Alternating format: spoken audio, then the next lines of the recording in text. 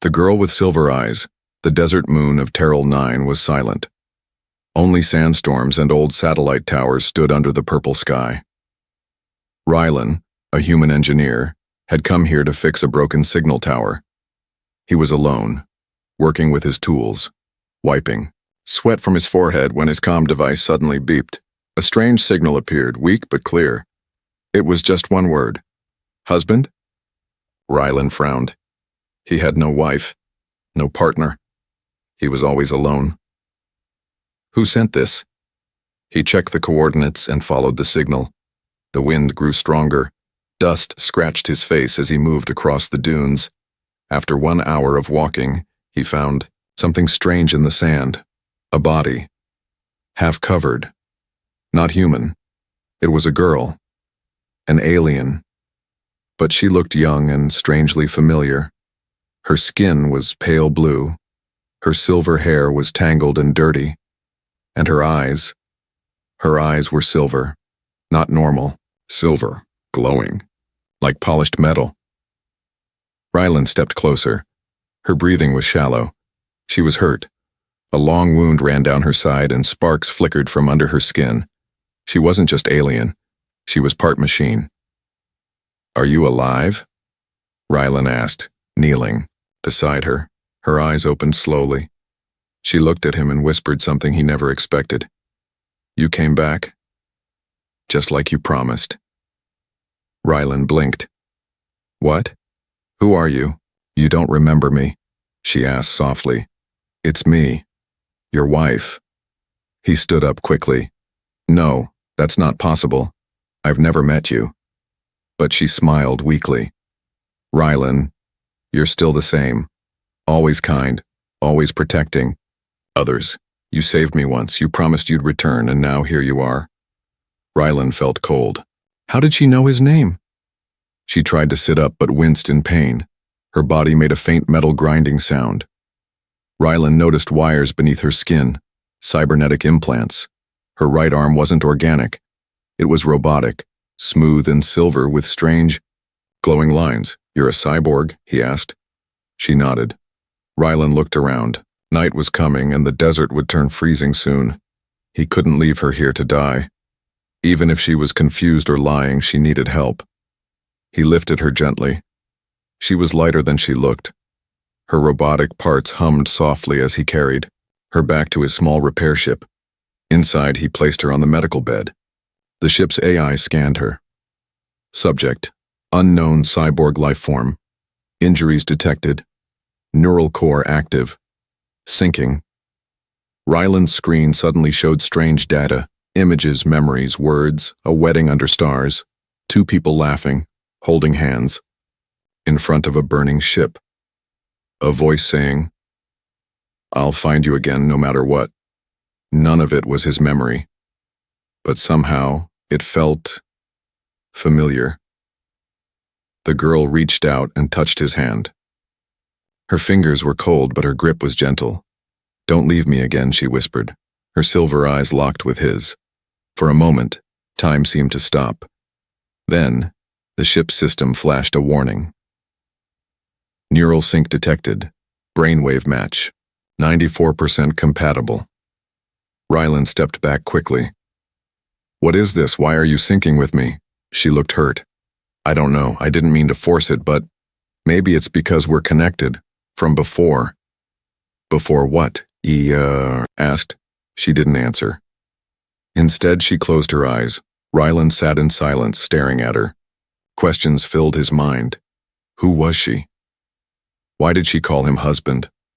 Why did she have memories that didn't belong to him? And most of all, why did her eyes make him feel like he had lost something important? Something he didn't even know he had? Outside, the desert wind howled louder. But inside the ship, in that quiet moment, Rylan felt the first spark of a mystery that would change his life forever. Memories that aren't mine. The ship floated quietly above the desert moon as Rylan stared at the sleeping girl. Her body was still. Half alien, half machine, but her face looked peaceful, almost human. He couldn't sleep. The silver-eyed girl's words kept spinning in his head. You came back for me. You're my husband. But how? He had no memories of her, no wedding, no promise, nothing. Yet when she touched his hand, he had felt something strange, like déjà vu, like a dream trying to wake up inside his mind. The ship's AI had scanned her. It found pieces of his neural pattern inside her systems. How could that be? He walked to the med pod and looked down at her again. A soft light glowed from under her skin. Not wires, veins made of light. Rylan sighed. He didn't believe in fate. He believed in machines, logic, and data. But this was something else. Suddenly she stirred. Her eyes opened. "You're still here," she whispered. "Yeah." "Didn't feel right to leave," Rylan said. She sat up slowly, clutching her side. "My systems are trying to repair, but it takes time." Rylan leaned forward. "Who are you, really?" She didn't answer right away. Instead, she looked around the ship, her fingers tracing the wall. "You fixed the ship once," she said. "When we escaped the black rings, you cursed a lot, said it was a flying coffin." Rylan blinked. "That never happened." "It did," she said softly. "Maybe. Not to this you." "What does that even mean?" The girl placed her hand over her chest. A small panel slid open, revealing a glowing crystal embedded inside her body. "I saved this for you," she said. "Your memories. Our life. It's inside here," he stared at it. "What are you saying, that you're from another timeline?" She nodded. "I lost you there," she whispered. "You died in my arms. I couldn't let that be the end, so I copied your memories into me. What was left of them. Then I crossed over." "That's not possible," Rylan said. But even as he said it, he felt his heart pounding. The dreams he had as a child, the names he remembered but never met, the way her voice felt like home. "But you're not the same Rylan," she said. "You're earlier. You don't remember me because we haven't lived it yet." He stepped back, shaking his head. "This is insane." She looked at him gently. "Maybe, but don't. You feel it, that pull, like I belong to you, like we already shared something?" He didn't answer. The ship lights flickered. A new signal flashed across the screen. An unknown ship was approaching. A voice cracked through the radio. "Unit 47X, surrender. You are stolen tech. Return now or be destroyed." Rylan rushed to the pilot seat. "Who are they?" Her face turned, pale. "They're here for me." "Why?" "Because I ran away. I wasn't built to love. I was built to kill. But I chose something different. I chose you." The ship shook. The enemy vessel fired a warning shot. Rylan looked at her. She was injured, confused, possibly delusional. But somehow, deep inside, he didn't want to give her up. "I'm not leaving you," he said. "You'll be hunted too," she warned. "I already am." He powered up the engines. The girl stood beside him, her body glowing with soft electric light. Outside, the enemy ship prepared to fire again. Inside, something strange happened. The girl placed her hand on the ship's controls, and they lit up. Systems came online faster than usual. The ship moved like it was alive. Together, they escaped into the stars. Rylan didn't know if she was telling the truth. But one thing was clear. She knew him in a way no one else ever had. And maybe, just maybe, the memories she carried weren't all hers. Maybe some of them were waiting to be remembered. The secret behind her code. The stars outside moved fast as Rylan's ship flew through a narrow asteroid belt. He was pushing the engines too hard, but there was no choice. The bounty hunter ship behind them was still tracking their trail. The silver-eyed girl stood near the console, eyes glowing softly as she scanned their pursuers. Her cybernetic fingers tapped into the controls like they were part of her. Rylan looked at her, not just curious now, but concerned. "Those men chasing you," he said. "They called you stolen tech." She didn't look at him. "Because that's what I was. A weapon. a machine built to obey, until I met you. I didn't meet you, Rylan replied firmly. Not in this timeline. But I met you, she whispered, and I never forgot. Rylan walked to his toolkit and pulled out a neural scanner. I want answers, real ones, no more stories. He placed the scanner against the side of her neck. At first, she didn't react. But then her eyes flickered and lines of alien code appeared on the screen. Code Rylan had never seen before. What is this? He muttered. His AI tried to translate the data. Unknown hybrid language, part human, part Caraxian neural code, memory blocks detected, emotional bonding modules. Active. Then Rylan saw something that made him stop cold. A memory signature, matching his own brain pattern. Timestamp. 4 years into the future. His heart skipped. That meant her memories of him weren't fake. They were real, but from a time that hadn't happened yet. How do you have data from my future? He asked. The girl sat down, her voice soft. Because you gave it to me. Before you died. He stared. You keep saying I died. You did. You died saving me. And before the end, you uploaded a copy of your mind into the interface crystal. I fused it with my own. That's how I survived. Rylan looked away, trying to process it. But this version of me, I'm not that man, he said. She looked at him sadly. You're not yet. But pieces of him are inside you. And those pieces are waking up. The ship shook again. A warning flashed, proximity alert.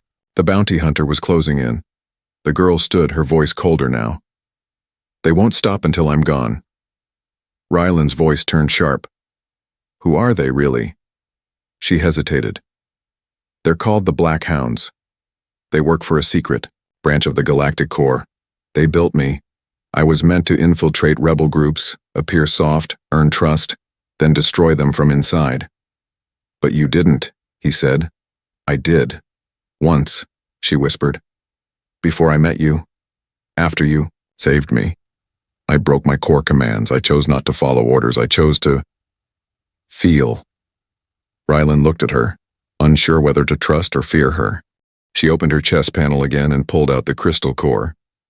This holds our full history, but it's locked. Why? Because you locked it, with a code only you could break. Rylan took the crystal. The moment it touched his hand, it lit up. A voice played inside his head. His voice. If you're reading this, it means I'm gone. And she found you. I hope you're stronger than I was. Rylan's eyes widened. The girl stepped back, her voice cracking. That's what you left for yourself in case you forgot me. The enemy ship sent a warning shot. They didn't have much time. Rylan knew now. This wasn't about just a broken machine or a glitchy cyborg.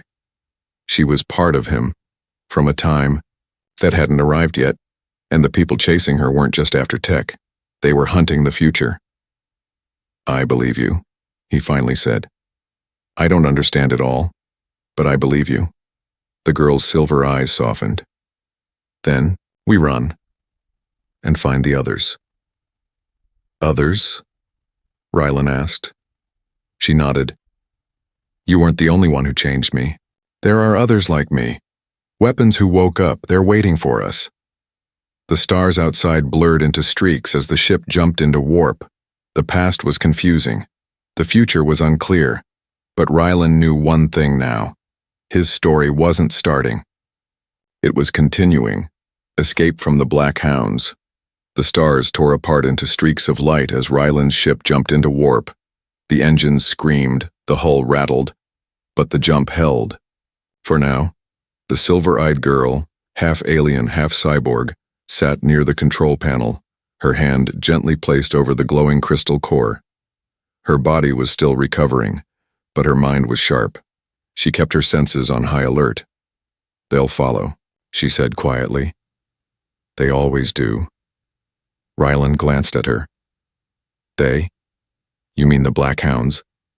She nodded. They don't sleep. They don't stop.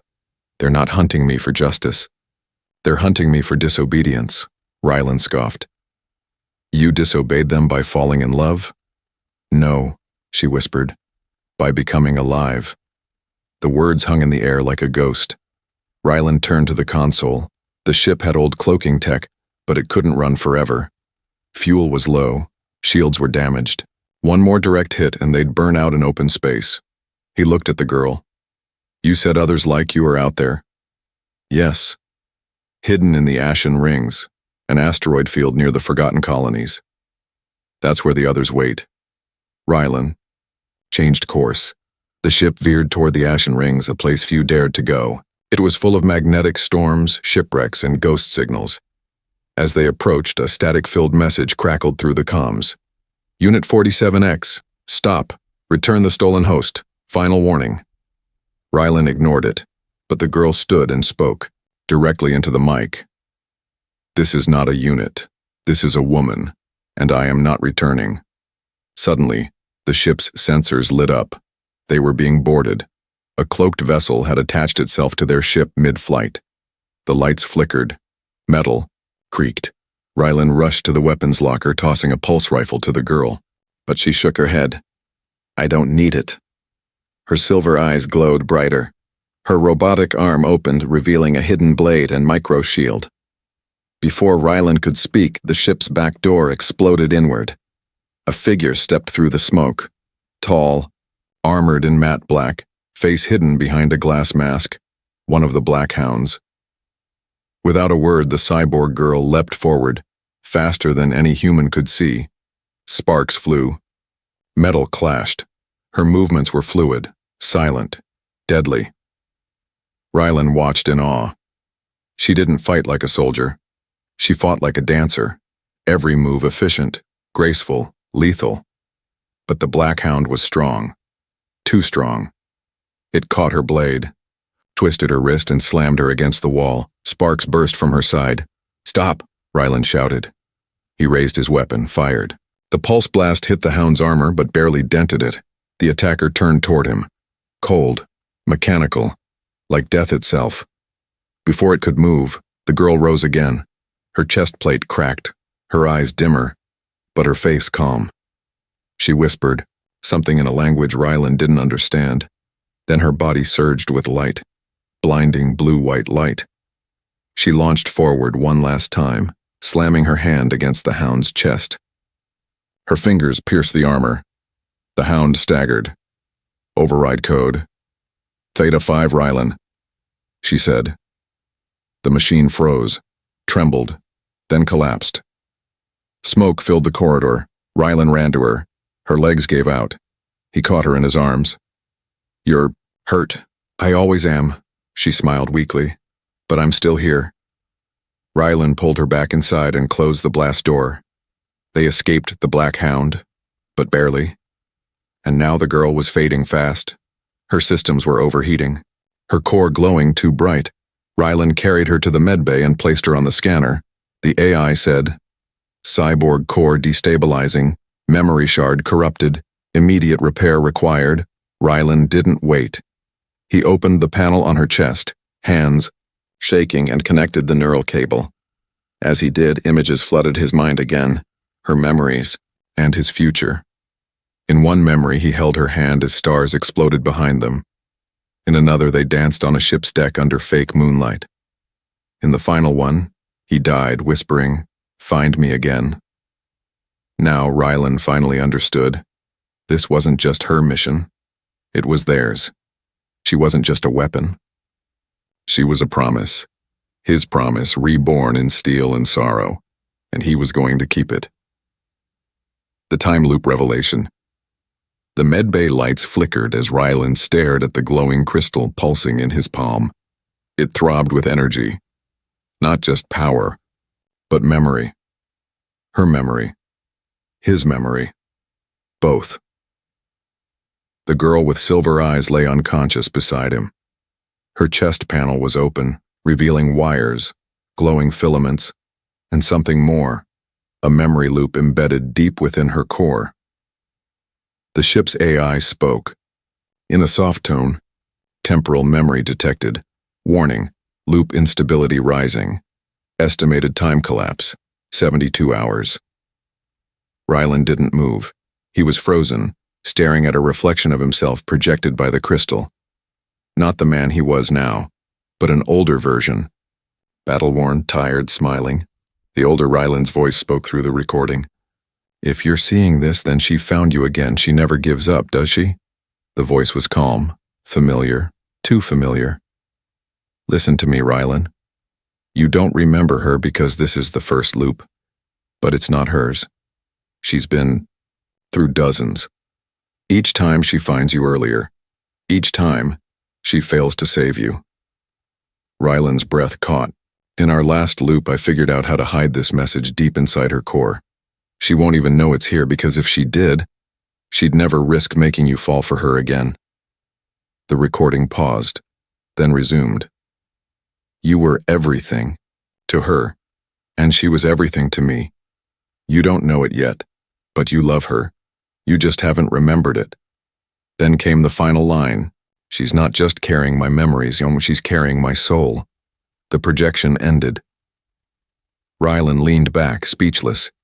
His hands trembled. This wasn't just about time travel. This was a loop, a repeated life. She had jumped timelines again and again, each time hoping he'd remember, hoping he'd choose her, hoping this time the ending would change, but why him?